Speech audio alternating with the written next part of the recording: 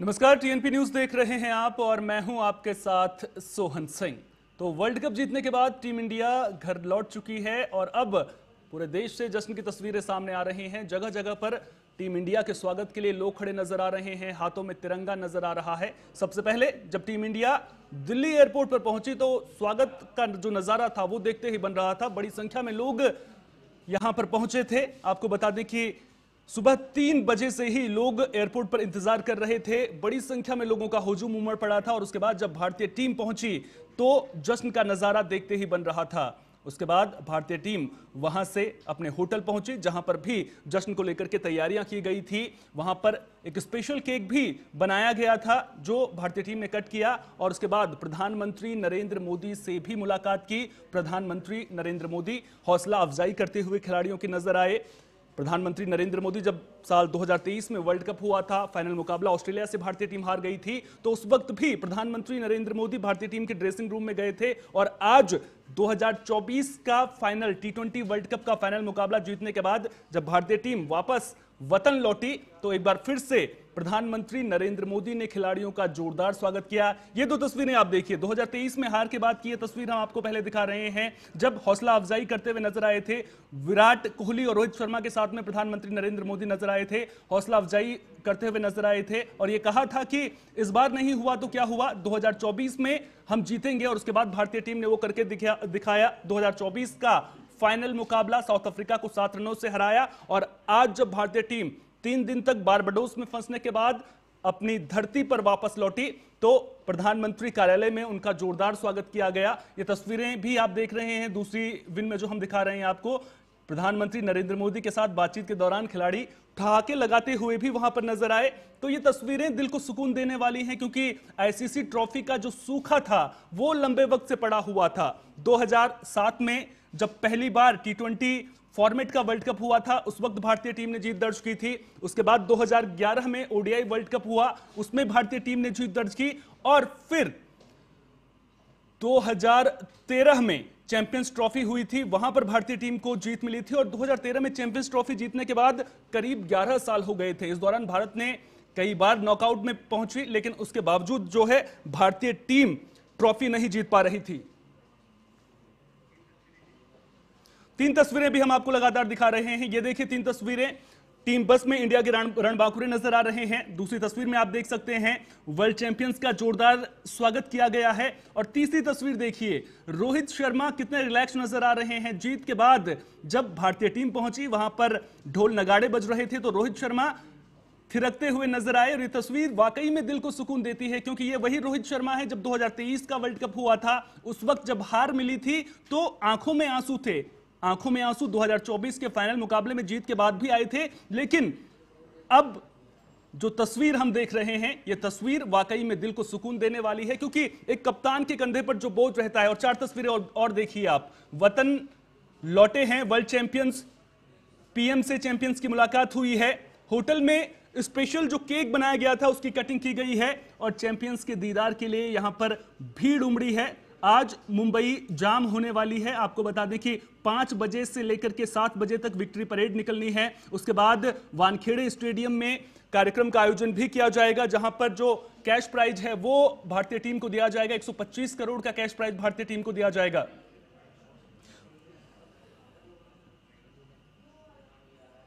तो भारतीय टीम वतन लौट आई है और वहीं समर्थकों का उत्साह देखते ही बन रहा है। समर्थक क्या कुछ कह रहे हैं, चलिए वो भी सुन लेते हैं। This is a once in a lifetime experience, पहली बार ये एक्सपीरियंस करने मिल रहा है क्योंकि जब लास्ट टाइम हुआ था तब हम बहुत छोटे थे। मैं तो पर्सनली बहुत छोटा था तो मैं तो पहली बार ये एक्सपीरियंस कर रहा हूँ, ये तो नहीं बता सकते। आज मुझे लग रहा है ज्यादा पब्लिक होगी, आज मुझे लग रहा है ज्यादा लोग होंगे, ज्यादा क्रेजीनेस होने वाली है सड़कों पर क्योंकि कैप्टन ने खुद बुलाया है मुंबईकर्स को। एक ट्वीट की थी रोहित शर्मा ने, उन्होंने खुद बुलाया है लोगों को। तो आई एम श्योर आज तब से ज्यादा जश्न होने वाला है क्योंकि बहुत ज्यादा वेट किया है सबने इस ट्रॉफी के लिए। सर मुझे तो इतना एक्साइटमेंट है कि मुझे कल रात को तो सर समझो कि मुझे रात को देर रात तक मुझे तो नींद ही नहीं आई सर। रात को मैं 4 AM पर सोया एंड फिर मैं 5 AM पर जागा क्योंकि मेरा ट्रेन था और मुझे आना था नासिक से। तो सर मैं नासिक से मैं अभी तक सोया ही नहीं हूँ सर। मुझे इतना एक्साइटमेंट है क्योंकि सर जब हम लोग को जब ये वर्ल्ड कप मिला तो सर वो इतना इमोशनल सीन था, वो मोमेंट हम लोग ने जो बिताए सर, हम लोग ने सबने रोए सर। तो मैं आपको बता नहीं सकता कि मैं कितना इमोशनल हो चुका हूँ। ये मेरे ख्याल से मेरा नहीं, पूरे यहाँ पे जितने लोग आए सबका ड्रीम है, तभी वो सुबह उठ के आए हैं। और बाकी अगर जोश देखना तो एक और बार दिखा दे तो मैं इंडिया इंडिया इंडिया इंडिया। ये तस्वीरें हम आपको दिखा रहे हैं और ये देखिए कब कब भारतीय टीम ने वर्ल्ड कप जीता है। 1983 में जब कपिल देव कप्तान थे उस वक्त जीता था। 2007 में जब महेंद्र सिंह धोनी T20 फॉर्मेट में कप्तान बने थे तब जीता था। 2011 में महेंद्र सिंह धोनी कप्तान थे तब जीता था और उसके बाद 2024 में जीता है। किस तरह से भारत का पूरा सफर रहा है वो भी आप देख लीजिए। ग्रुप स्टेज में यूएसए को 7 विकेट से हराया, कनाडा के खिलाफ बारिश में मैच धुल गया था, उससे पहले आयरलैंड को हराया था और पाकिस्तान के खिलाफ भी जीत भारतीय टीम ने दर्ज की थी। उसके बाद सुपर 8 के मुकाबले शुरू हुए। सबसे पहले अफगानिस्तान को 47 रनों से करारी शिकस्त दी थी। उसके बाद बांग्लादेश के खिलाफ 50 रन से बड़ी जीत दर्ज की थी और फिर ऑस्ट्रेलिया जिसने 2023 में भारतीय टीम को जख्म दिए थे उसे भी 24 रनों से करारी शिकस्त दी थी। इंग्लैंड, ये वही इंग्लैंड है जिसने इससे पहले 2022 के सेमीफाइनल मुकाबले में भारतीय टीम को हराया था। 10 विकेट की हार भारत ने वहां पर झेली थी, लेकिन भारत ने इस बार सेमीफाइनल के मुकाबले में इंग्लैंड को 68 रनों से हराया और उसके बाद फाइनल मुकाबले में जो कुछ भी हुआ वो देखते ही बन रहा था। भारतीय टीम ने साउथ अफ्रीका को 7 रनों से फाइनल मुकाबला हरा करके भारत एक बार फिर वर्ल्ड चैंपियन बना है।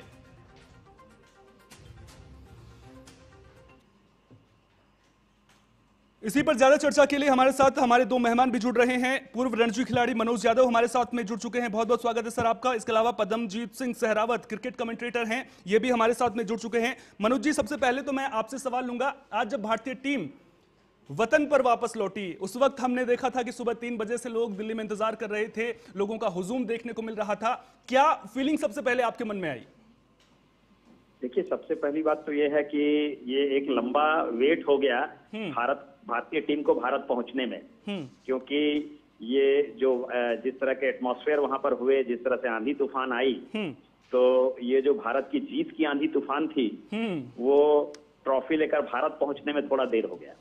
लेकिन जनता का उत्साह उतना ही बना हुआ है आज भी, और मैं पूरी भारतीय टीम को, तमाम भारतीय दर्शक को बधाई देना चाहता हूं कि जिस तरह से भारतीय टीम खेली है इस वर्ल्ड कप में, पूरी टीम, पूरे सपोर्ट स्टाफ, हर कोई बधाई के पात्र है। टीम भले देर से भारत पहुंची है लेकिन दुरुस्त भारत पहुंची है, और भारतीय जो हमारे दर्शक हैं, जो हमारी भारतीय जनता है, इन सबों में जो उत्साह है भारतीय टीम को देखने का, उनको एक अच्छा रिसेप्शन देने का, ये स्वाभाविक है। और मुझे लगता है कि भारतीय टीम को इसके लिए सलामी देनी चाहिए। बिल्कुल, भारतीय टीम को सलामी देनी चाहिए और जिस तरह का खेल भारतीय टीम ने दिखाया है वो वाकई में काबिल तारीफ है। पद्मजीत सिंह सहरावत जी भी हमारे साथ में लगातार बने हुए हैं। पद्मजीत जी, जिस तरह से भारतीय टीम ने खेला है वाकई में लंबे वक्त से क्या हो रहा था, 2013 में चैंपियंस ट्रॉफी जीत ली थी, उसके बाद से नॉकआउट मुकाबलों में तो पहुंच रहे थे लेकिन जीत नहीं मिल पा रही थी। आखिर 2024 में ऐसा क्या आपको अलग लगता है जिसकी वजह से भारत जो है फाइनल मुकाबला जीता है? अगर मैं आपसे पूछूं कि क्या निकल कर आया है भारतीय टीम के फेवर में 2024 के वर्ल्ड कप से, तो आप क्या कहेंगे?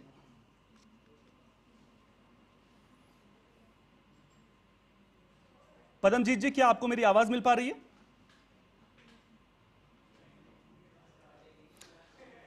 दोबारा उनसे जुड़ने की कोशिश करेंगे। मनोज जी हमारे साथ में लगातार बने हुए हैं। मनोज जी, अगर मैं आपसे पूछूं कि इस बार वो कौन सी चीजें रही हैं जो भारत के फेवर में रही हैं, क्योंकि इससे पहले जो है भारतीय टीम अमेरिका में मुकाबले खेल रही थी, वहां पर हमने देखा कि जो पिचेस थी वहां पर अनइवन बाउंस वहां पर देखने को मिल रहा था। वहीं जब मुकाबले जो है वेस्ट इंडीज में शिफ्ट हुए तो वहां पर हल्के बैटिंग फेवर में जो है वो पिचेस नजर आई। तो क्या लगता है आपको, क्या कुछ वो वजहें नहीं जिसकी वजह से भारत जो इस बार चैंपियन बन पाया है? देखिए, भारत की इस बार चैंपियन बनने में जो मुख्य वजह मुझे समझ में आती है वो है कि पूरी टीम ने एक कॉम्बिनेशन में मैच खेला है। और जब भी आप एक मैच जीत सकते हैं, एक ग्रुप का चैंपियन हो सकते हैं, लेकिन जब आप टूर्नामेंट जीतना चाहते हैं तो जो आपके सपोर्ट स्टाफ हैं, जो आपके बाहर बैठे हुए प्लेयर हैं, उन सबों का भी सकारात्मक योगदान बहुत जरूरी है। तो आप ये नहीं कह सकते कि जो 11 खेल रहे हैं सिर्फ उनके चलते हम जीते हैं। पूरे टीम का जो माहौल था, पूरे सपोर्ट स्टाफ का जो माहौल था, वो बहुत ही पॉजिटिव था और हर कोई सिर्फ और सिर्फ इस ट्रॉफी को जीतना चाह रहा था। और आप पूरे मैच को अगर देखेंगे, शुरुआत के जितने भी मैचेस हुए हैं अमेरिका में, इन सभी मैचेस में आप देखें विश्व के सभी बल्लेबाज फेल किए हैं। किसी भी टीम के बल्लेबाज सक्सेसफुल नहीं हो पाए, बहुत छोटे स्कोर्स बने हैं। लेकिन उसके बावजूद भी ऋषभ पंत ने उस वक्त जिस तरह की बल्लेबाजी की, हालांकि स्कोर बहुत बड़ा नहीं था, लेकिन 30 रन का, 32 रन का, 35 रन का जो स्कोर था, बीच में आकर जिस तरह से 7 बॉल, 8 बॉल, 10 बॉल के इसमें जिस तरह से हार्दिक पांड्या ने बैटिंग की, जिस तरह की 4 बॉल में 12 रन की बैटिंग आपने देखा कि जडेजा ने भी की है लीग स्टेज में, तो हर किसी का योगदान रहा है। और वहां पर जिस तरह से हमारे फास्ट बॉलर्स ने बॉलिंग की, अर्शदीप ने जिस तरह से गेंदबाजी की, बुमराह ने जिस तरह से गेंदबाजी की, अक्षर पटेल ने जिस तरह से गेंदबाजी की, हार्दिक पांड्या ने जिस तरह से गेंदबाजी की, तो ओवरऑल पूरी टीम का ये परफॉर्मेंस है और इसका श्रेय बैट्समैन, बॉलर और टीम के कॉम्बिनेशन को जाता है। और इन सब के बावजूद रोहित शर्मा को क्रेडिट देना चाहिए कि एज ए कप्तान उन्होंने पूरी टीम, सपोर्ट स्टाफ और राहुल द्रविड़, इन्होंने सबों को बांध कर रखा और सबको मोटिवेट करके रखा कि ये टूर्नामेंट हम जीत सकते हैं। और ये जो हमारा जज्बा है, इसको बनाकर रखा उन्होंने अंतिम तक। मनोज जी, आप हमारे साथ बने रहिए। पदमजीत जी भी हमारे साथ में जुड़ चुके हैं। पदमजीत जी, सबसे पहले तो मैं आपसे पूछना चाहूंगा कि आप तस्वीरें आप भी देख रहे होंगे, सुबह से जो तस्वीरें सामने आ रही हैं, ग्रैंड वेलकम भारतीय टीम का किया गया है और जो ऐसा नजारा है वो 2011 में देखने को मिला था जब भारतीय टीम ने वर्ल्ड कप जीता था। उसके बाद भारतीय टीम खुली बस में सवार होकर के सड़कों पर निकली थी। अब एक बार फिर से उसी वानखेड़े स्टेडियम में शाम को 7 बजे के करीब कार्यक्रम का आयोजन किया जाएगा, जहां पर वो छक्का लगा करके, वो आइकॉनिक 6 लगा करके महेंद्र सिंह धोनी ने 2011 का वर्ल्ड कप जिताया था। तो आज जो तस्वीरें देश भर से आ रही हैं, सबसे पहले तो मैं आपसे आपका उस पर रिएक्शन जानना चाहूंगा। देखिए, ये तो 12 साल का अज्ञातवास खत्म हुआ है, 13वें साल में ट्रॉफी घर आई। तो मैं तो कमेंट्री बॉक्स में मेरी एक बात कहा था, जब 2023 19 नवंबर के दिन हम फाइनल नहीं जीते थे, मैं कमेंट्री बॉक्स में था। मैंने तब भी कहा था इन आंसुओं को बहने दो, इन आंखों को भी कुछ कहने दो। उस दिन हम जितना डिजर्व करते थे, हमारा दिन खराब था। आज के दिन जब हम जीतते हैं ये वाला फाइनल, तो कप्तानी बिल्कुल अच्छी नहीं हुई थी उस दिन। जीत कई बार क्या करती है कि जो आपकी गलतियां वो छुपा देती है। अगर हम मैच हार जाते तो आप रोहित शर्मा का जो अक्षर को ओवर दिया था उसको क्रिटिसाइज करते 4 साल। उस दिन कप्तानी ब्रिलियंट नहीं हुई थी, लेकिन कई बार क्या होता है कि वक्त जब वार करता है हर तरफ से शिकार करता है, मगर वक्त जब पलटता है किसी को पटक देता है, किसी को पलट देता है। हमारे नसीब में उस दिन फलक लिखा था। 30 गेंदे, 30 रन, 6 विकेट हाथ में, क्लासन मिलर खेल रहे हैं, कोई चांस नहीं था। तो एक खिलाड़ी था जिसको जब भी संकट आता है, संकट मोचक एक ही होता है, क्योंकि रोहित को जब विकेट नहीं दिख रहा होता है तो यही कहते हैं कहां छिपे हो संकट मोचक, फिर से विपदा आई, ये नैया डूब रही है, तुम्हारी ही याद आई, एक एवट संभालो, रिजवान का विकेट निकाला। फाइनल हाथ से फिसल रहा तो फिर किया। जसप्रीत बुमराह के 2 ओवर जो बचा के रखे थे, वो अच्छी कप्तानी। ओवरऑल रोहित की कप्तानी फाइनल में ब्रिलियंट नहीं थी, लेकिन रोहित की टूर्नामेंट में कप्तानी ओवरऑल बहुत अच्छी थी। रोहित आईपीएल में दिग्गज कप्तानों में नाम शुमार होता है। कई दफा इतिहास आपको आपके द्वारा किए गए इतिहास के कामों का फल देता है। तो ये भारतीय टीम उस दिन अच्छा नहीं खेली थी, लेकिन हम जीते क्योंकि हम लगातार पिछले 4-5 साल से बढ़िया क्रिकेट खेल जा रहे हैं। तो ये हम डिजर्व करते हैं and I am so happy. बिल्कुल, जिस तरह से उस दिन कप्तानी हुई थी, जब अक्षर पटेल को उस वक्त ओवर दिया गया था, खासतौर पर जब क्लासन खेल रहे थे, हमें पता है कि वो स्पिन अच्छी खेलते हैं, साउथ अफ्रीका लीग में उनकी बल्लेबाजी देखी थी, उसके बाद आईपीएल में देखी थी, बैकफुट पर खड़े खड़े छक्के लगाने की ताकत रखते हैं, एक्स्ट्रा कवर के ऊपर से मारते हैं। और उस ओवर को लेकर के मैं जिक्र करना चाहूंगा कि अक्षर पटेल ने चालाकी करने की कोशिश की थी, ऑफ स्टंप के बाहर गेंदबाजी करने की कोशिश की थी। शुरू में गेंद वाइट हुई थी, उसके बाद हल्के से सफल करके आगे आकर के क्लासन ने उन्हें मिड विकेट के ऊपर से छक्का मारा था। मनोज जी हमारे साथ में लगातार बने हुए हैं। मनोज जी, अगर उस दिन अक्षर के उस ओवर के बाद में अगर भारतीय टीम वहां से हार जाती तो फिर कहीं ना कहीं हार का ठीकरा जो है, जिन रोहित शर्मा को हम सर आंखों पर चढ़ाकर रख रहे हैं, कप्तानी की है, शानदार कप्तानी पूरे वर्ल्ड कप में की है, लेकिन फिर हार का ठीकरा कहीं ना कहीं उनके सर पर फूटता।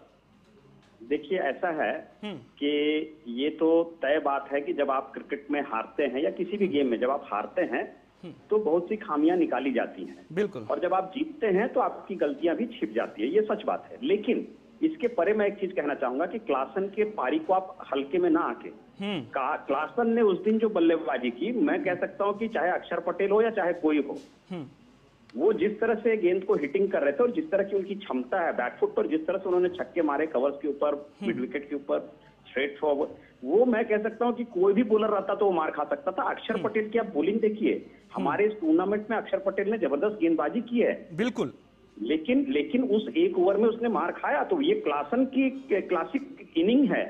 और क्रिकेट में ऐसा होता है, आप कुछ नहीं कर सकते। अगर एक बल्लेबाज जब अपने पूरे प्राइम पर है, शबाब पर है, और आप उसके सामने हैं, तो best of the best can be beaten. तो इसलिए उसके लिए हम लोग दोष नहीं दे सकते हैं, क्योंकि आपके पास उपाय क्या थे? 20 ओवर फेंकने हैं, आपके पास 5-6 बॉलर हैं, इसी 5 में से आप किसी को बॉलिंग कराएंगे ना। और बुमराह आपका हथियार है, हमारे जो आप बोल सकते हैं वो हमारा परमाणु बम, अणुबम, सब बुमराह थे। तो बुमराह को आप सोच रहे थे कि लास्ट तक मैच अगर जाए तो बुमराह को हम कैसे कराएं, 18वां करवाएं, 20वां करवाएं, लेकिन फिर उसको 17वां ओवर करवाना पड़ा, जहां की उसने पूरे गेम का पासा पलट दिया। तो अगर आप इस पूरे चीज को एनालाइज करेंगे तो क्लासन की बैटिंग का तो कोई जवाब ही नहीं था। और क्लासन का आउट होना अपने आप में वो हमारे लिए पूरा टूर्नामेंट हमारे फेवर में कर गया। अगर फाइनल मुकाबले की मैं बात करूं, फाइनल मुकाबले को लेकर के तमाम तरह की बातें निकलकर सामने आ रही हैं। कुछ लोग कई तरह की बातें भी कर रहे हैं कि उस दिन भारत का दिन अच्छा था, इस वजह से भारत जीता। लेकिन आपको नहीं लगता कि साउथ अफ्रीका जल्दबाजी कर गया, वहां पर बुमराह का ओवर निकाल लिया था? अगर हार्दिक को टारगेट करने की जरूरत नहीं थी, अगर आप स्ट्राइक रोटेट करके भी खेलते तब भी मुकाबला जीत सकते थे। पदमजीत जी, आपने जिस तरह से बताया कि आप उस दिन क्रिकेट की कमेंट्री भी कर रहे थे, पूरे मुकाबले की कमेंट्री कर रहे थे, आपने वक्त को लेकर के अच्छी बात कही, लेकिन अगर वक्त की बात करें तो वक्त की सबसे खूबसूरत बात यह भी होती है कि वक्त बदलता है। 2023 के बाद वक्त बदला, 2013 के बाद वक्त बदला और भारत ने वर्ल्ड कप जीता। और अफ्रीका की हार के कारणों को अगर मैं आपसे बात पूछूं, क्या कुछ बड़ी वजह नहीं जिसकी वजह से साउथ अफ्रीका को हार का सामना करना पड़ा? देखिए, मैं पहले जो मनोज जी कह रहे हैं वो पार्शियली ठीक है।